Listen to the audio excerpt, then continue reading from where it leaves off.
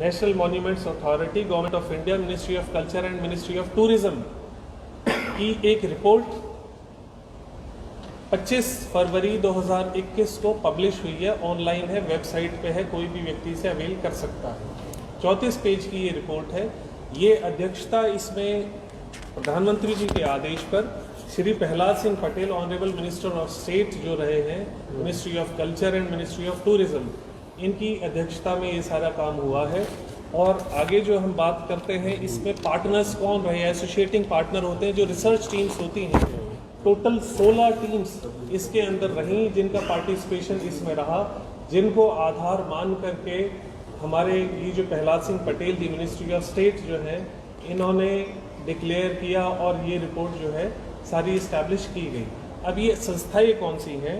सबसे पहली संस्था है, आप देख सकते हैं, नेशनल मॉन्यूमेंट्स अथॉरिटी के तत्वाधान में Indian council for culture relations, UPSC, union public service commission, university grant commission, Punjab university Chandigarh, Jawaharlal Nehru university, university of Delhi, Indian institute of technology Kanpur, that is IIT Kanpur, national council for education research and training, NCERT जिसे हम कहेंगे, भारतीय इतिहास संकलन समिति, Indian council for historical research.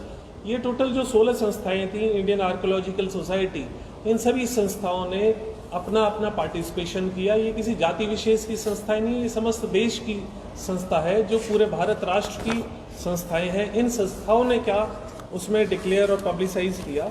इसमें जो doctor BR Mani, जो former director general national museum और former additional director general archaeological survey of India का पार्टिसिपेशन रहा।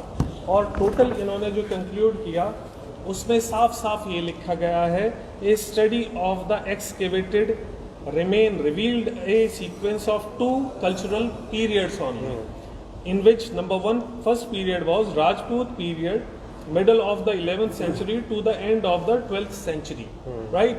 और second era जो रहा है इसका, वो रहा है सल्तनत पीरियड का। नंबर 2 में अर्ली सल्तनत period, end of the 12th century से end of the 14th century AD तक। ये रहा खिलजी वंश का, जब इसके ऊपर कब्जा हो गया दिल्ली रियासत के ऊपर, तो खिलजी और राजपूत के बीच में कोई और, इस रिपोर्ट के मुताबिक 34 पेज की ये जो रिपोर्ट है, इसमें कोई भी व्यक्ति विशेष, ये संप्रदाय विशेष नहीं था, केवल राजपूत डायनेस्टी या उसके जो प्रेडिसेसर बने वो ये सल्तनत पीरियड वाले बने।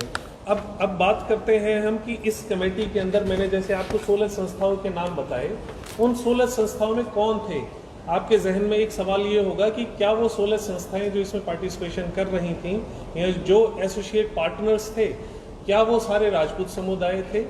तो ये जो मैं 29 आदमियों की लिस्ट आपके सामने लेकर के आया हूँ, ये 29 आदमियों में से केवल एक महिला जो थी वो राजपूत समाज से थी। बाकी 28 मेंबर्स जो रहे हैं, वो सारे 28 मेंबर्स अन्य समुदाय से थे। और इसकी जो मैं आपको थोड़ा सा ब्रीफ करता हूँ, नंबर 1 पे थे डॉक्टर प्रोफेसर PC जोशी, ये थे vice chancellor Delhi university. Number 2 professor Rajkumar, vice chancellor Punjab university, chairman UGC, chairman Indian institute of advance studies, farmer joint director general archaeological survey of India, professor Jawaharlal Nehru university, professor IIT Kanpur, professor Jawaharlal Nehru university, professor Banaras Hindu university, professor Delhi university, professor university of Rajasthan, professor national संस्कृति university Delhi university. ये सारे professor, chairman और vice chancellor level के total 29 अफसरान रहे हैं, जिसमें director और जॉइंट डायरेक्टर्स भी कुछ शामिल हैं। तो ये किसी जाति विशेष से संबंधित नहीं है। इन्होंने जो भी ये डिक्लेरेशन इसके अंदर किया है, जो ये बताया है कि ये राजपूत समुदाय से संबंधित है। अब बात करते हैं एक टेक्निकल ग्राउंड की। और एक लिटिगेशन सुप्रीम कोर्ट में PIL डाली गई थी। उस सुप्रीम कोर्ट की PIL के अंदर जो गुर्जर समुदाय ने अपना एक OBC का एक आरक्षण मांगा था। आरक्षण देखो, self admission can not be denied at any stage. When on one side they are claiming that they hails from a family belongs to poverty, वो एक वीक ट्राइबल है जिससे हम बिलोंग करते हैं, वो कैसे कहता हूं मैं। और दूसरी तरफ ये कहना कि जी हमारा तो बड़ा स्वर्णिम इतिहास रहा है, हम तो शासक रहे हैं, हम तो ये रहे हैं, वो रहे हैं। तो उसके बारे में जो ये काफ़ी लंबा इसका जो एफिडेविट रहा है, इनके जो PIL जिसने फाइल करी थी, उस इंसान का, उसने जो इसके अंदर लिखा है मैं आपके सामने पढ़ के सुना देता हूँ। गुजर क्या है? Personal hearing on memorandums received in the matter of reservation of special backward classes. Number 1 Gujar Gurjar caste by submitting memorandum dated 21/8/2012। The representatives of Gujar community has submitted that the state government in the month of June 2007 had got conducted thorough study of social and educational status of Gujar community. They live with their cattle in poverty, humility and meekness. Poverty, humility and meekness. They are known as animist and herdsman. कुछ ऐसे शब्द भी खुद इस affidavit के अंदर लिखे हुए हैं। शायद मेरा वो बोलना यहाँ पे ठीक नहीं होगा, क्योंकि गुर्जर समुदाय कोई अलग नहीं है, हमारे ही हिंदू समाज का एक हिस्सा है और हम उन्हें पहले भी भाई मानते थे, आज भी मानते हैं और कल भी मानते रहेंगे।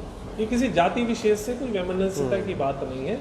जो फिलहाल जो बात कर रहे हैं, हम ये बात कर रहे हैं कि जातियों के आधार पर हिंदू धर्म का विखंडन ना हो। कुछ लोग अपने निजी स्वार्थों की पूर्ति के लिए इतिहास से छेड़खानी करके हम लोगों में जो वैमनस्यता अपने राजनीतिक हितों की स्वार्थ पूर्ति के लिए कर रहे हैं, वो कदापि निंदनीय है। तो इन इतिहास से छेड़खानी ना की जाए। और यहाँ पे वर्ड गुजर के जो बारे में जो खुद इनका एफिडेविट कह रहा है, word Gujjar is derived from the principal profession by the tribe. इसका मतलब अगर मैं कंक्लूड करूं, वैसे आप सभी विद्वान हैं पर फिर भी मेरा कहना ये ठीक होगा कि एफिडेविट के अंदर उन्होंने कहा है कि ये शब्द गुजर आया कहाँ से, इसकी उत्पत्ति का सोर्स क्या है।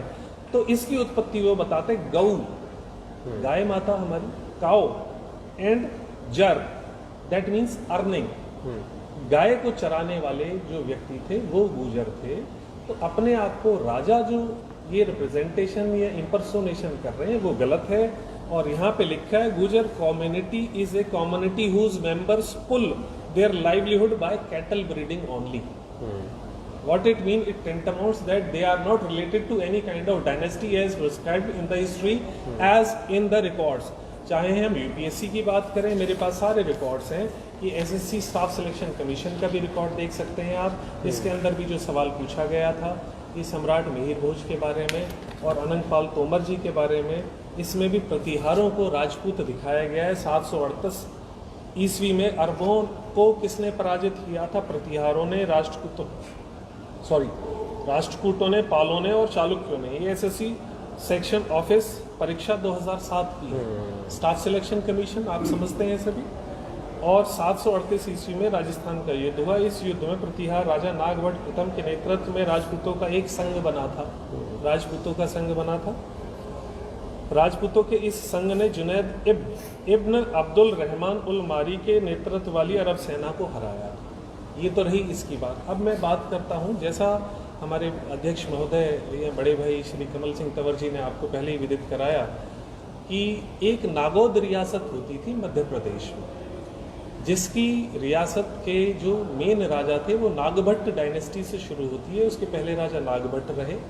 838 ईस्वी की अगर हम बात करते हैं, उसके बाद ये आकर के जो हिस्ट्री पब्लिशाइज की जा रही है, राजा मिहिर भोज प्रतिहार के बारे में जो ये बात कर रहे हैं, कोई भी एक गांव या कोई भी एक शहर या कोई भी एक किला जो जीत लिया जाता था उसका अधिपति कहा जाता था। जैसे दिल्ली का जो विजेता है उसे दिल्ली अधिपति कहा जाता था, और जो नागपुर का विजेता है नागपुर अधिपति या नागपुर नरेश की उपाधि दी जाती थी। इसी प्रकार जो प्रीवियस हिस्ट्री है, प्रीवियस हिस्ट्री के अंदर साफ लिखा हुआ है, जो गुजरातरा प्रदेश था जिसे आज गुजरात कहा जाता है, इस गुजरातरा प्रदेश को बिफोर इंडिपेंडेंस की मैं बात कर रहा हूँ, जब सम्राट मिहिर भोज द्वितीय ने, मिहिर भोज प्रतिहार जी ने जो जीत लिया, तब से इनको एक उपाधि दी गई कि गुजरात्राधीश या गुजरातरा नरेश मिहिर भोज प्रतिहार। और जो अनंगपाल तोमर जी की हम बात करते हैं, अनंगपाल तोमर जी द्वितीय के बारे में मैंने आपके सामने ये साक्ष्य, तो ये केवल इतिहास के साक्ष्यों से छेड़खानी करके अपनी बात को आगे बढ़ाने की कोशिश कर रहे हैं। एक डॉक्यूमेंट और आपको मैं करनाल का गजेटियर जो है, बिफोर इंडिपेंडेंस 1930 का गजेटियर है, तो करनाल जो आप सभी वाकिफ़ हैं, करनाल आज की डेट में डिस्ट्रिक्ट हरियाणा का है। तो करनाल का जो गजेटियर है उसके अंदर भी इन कास्ट क्रीड जो भी हम लोग बात करते हैं जातियों की, हालांकि मेरा कोई उद्देश्य नहीं है किसी जाति के बारे में बात करने का, ये गजेटियर करनाल का है 1930 का।